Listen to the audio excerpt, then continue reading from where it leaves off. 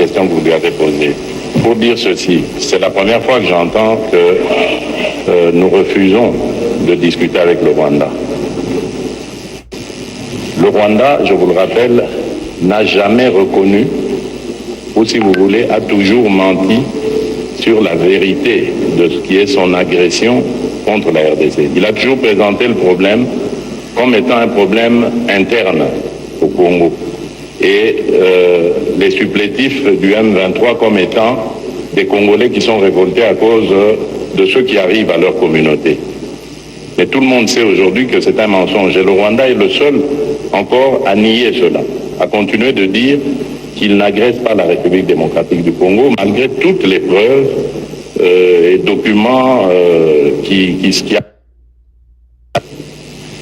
Donc vous comprenez que dans une telle situation, c'est très difficile de discuter avec le Rwanda puisqu'il renie son véritable rôle et qui plus est veut nous ridiculiser en nous envoyant un groupe ou un groupuscule même d'individus qui ne sont que des faire-valoir pour discuter avec un gouvernement comme le nôtre, légitime et reconnu internationalement.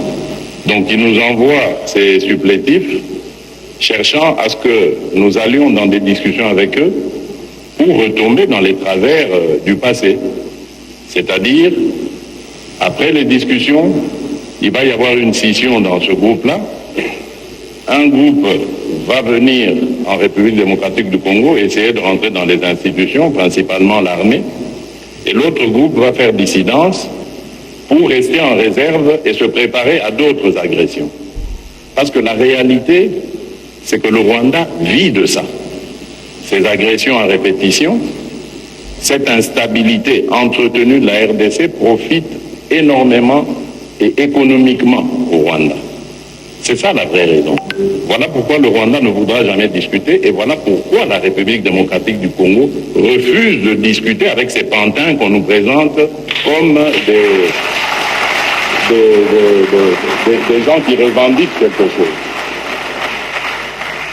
Et donc, nous disons, il y a depuis la première rencontre au sujet de cette crise à Nairobi, puis ensuite le bilatéral que l'Union africaine avait chargé l'Angola d'organiser, il y a désormais, depuis lors, un schéma que nous avons tous avalisé, qui passait par le cessez-le-feu, le retrait, le cantonnement de ces forces terroristes et ensuite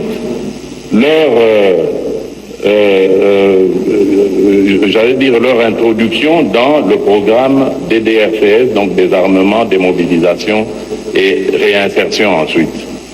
Donc c'est ça que nous demandons et que nous attendons. Et pour passer maintenant à votre seconde question,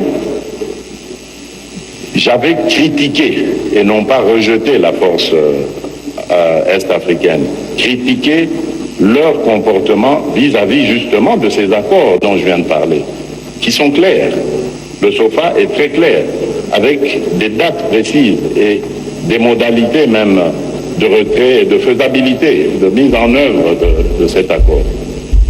Et malheureusement, le contingent est-africain en arrivant n'a pas observé cela. Nous avions remarqué dans les localités où le contingent ougandais et kenyan principalement s'était déployé, il y avait comme une connivence avec les rebelles. Il leur permettait de lever des taxes et de se comporter comme en terrain conquis, ce que les Burundais ne faisaient pas. Donc nous avions juste fait remarquer cela. Depuis lors, nous avons eu des discussions franches et nous nous sommes dit les choses. D'autres modalités ont été arrêtées. Nous avons maintenant d'autres dispositions et nous verrons d'ici septembre si tout cela se concrétisera. Et à partir de là, nous redéfinirons les choses en fonction de la manière dont elles se seront déroulées. Alors, quant aux forces de la SADC, Je crois qu'il n'y a peut-être pas une bonne compréhension. Nous n'avons pas demandé l'aide de la SADC. Vous devez le savoir, au sein de la SADC, il y a un devoir de solidarité déjà. Donc nous n'avons même pas besoin de demander cette aide, elle va de soi. Parce qu'au sein de la SADC, lorsqu'un membre est attaqué, les autres ont le devoir de solidarité.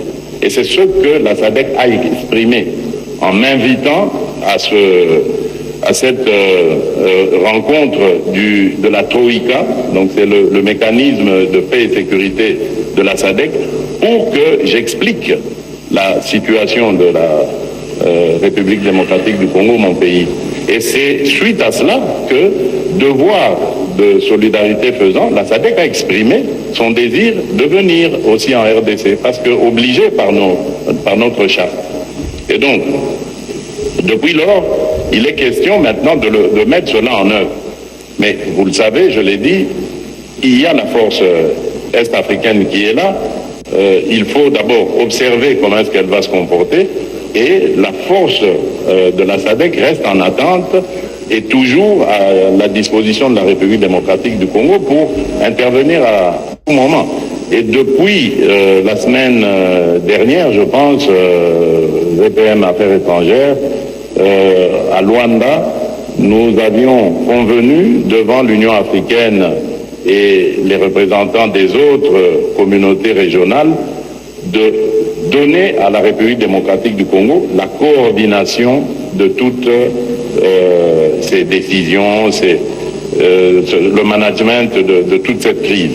Ça voudrait dire donc que le jour où la République démocratique du Congo le décidera, elle adressera alors formellement son quitus ou son go à la SADC pour qu'elle déploie enfin ses contingents ici. Donc pour le moment, nous sommes avec la East African Force et nous voyons comment le désengagement de ces forces terroristes soutenues par le Rwanda va s'effectuer.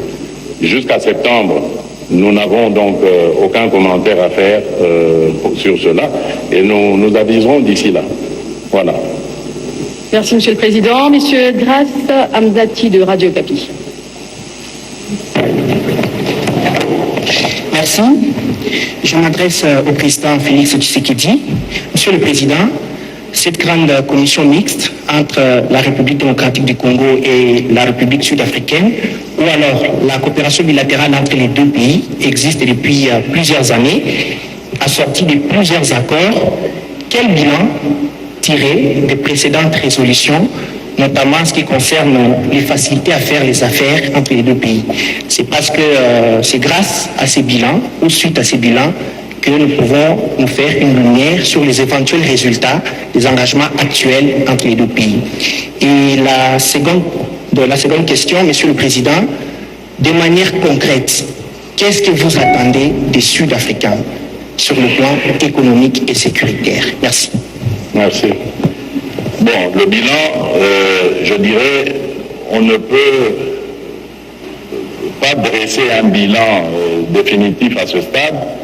Les relations internationales étant pérennes, inscrites toujours dans la continuité, dans l'éternité, je peux dire que jusqu'ici, ce qui s'est passé était bien,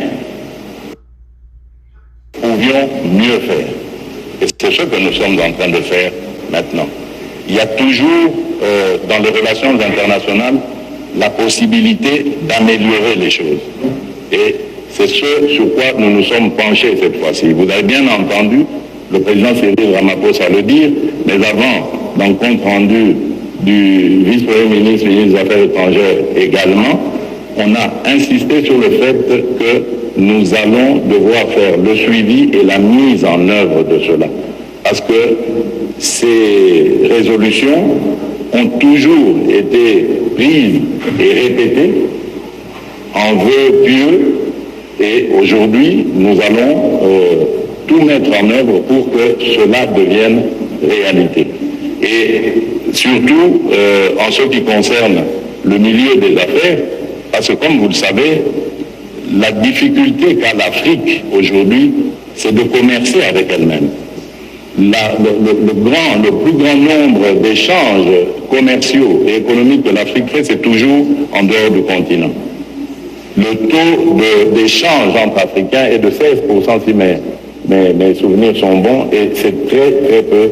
Alors que l'Afrique, c'est un continent de près de 2 milliards d'habitants, un marché de près de 2 milliards d'habitants. Et si nous résolvons le problème de l'intégration continentale, je crois que nous allons arriver à devenir une puissance économique et commerciale qui rivalisera avec les autres puissances économiques et commerciales de ce monde. Donc nous avons besoin de davantage accentuer la coopération entre nos États. J'ai parlé tout à l'heure de l'axe Pretoria-Kinshasa.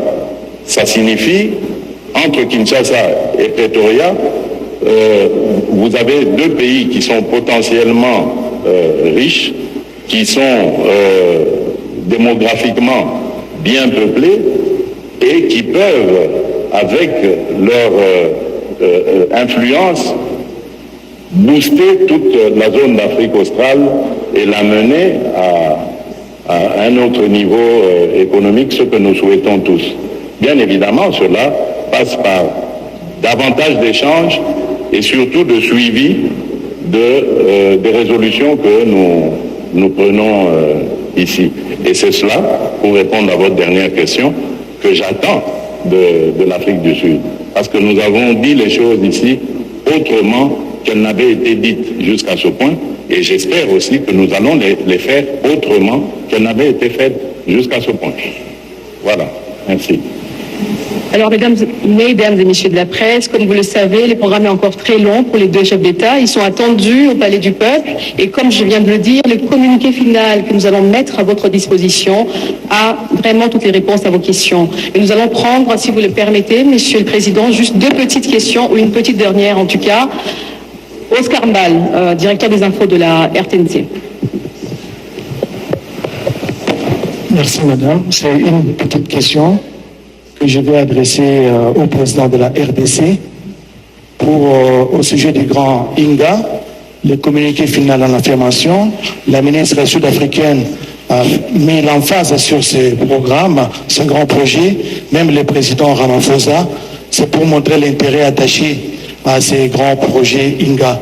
Excellence, Monsieur le Président de la République, développeurs australiens sur le grand projet Inga, les groupes Fortescue Metal Limited, avec qui vous avez échangé à Davos, son président.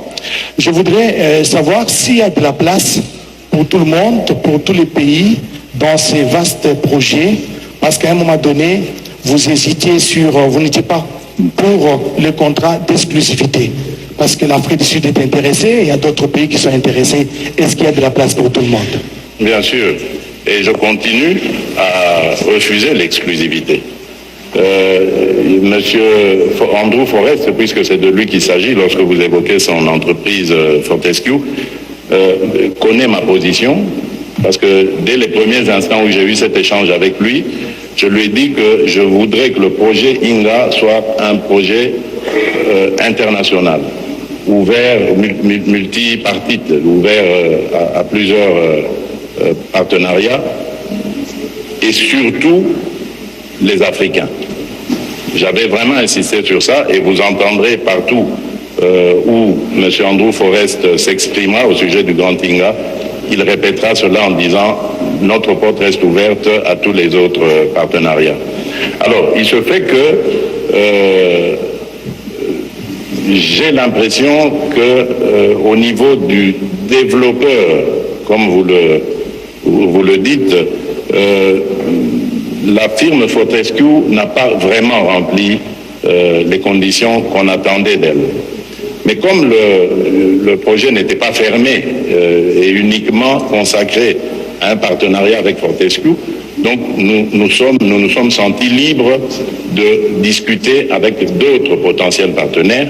Et aujourd'hui, je peux le dire, l'Afrique du Sud a exprimé non seulement son intérêt, mais également son engagement à venir.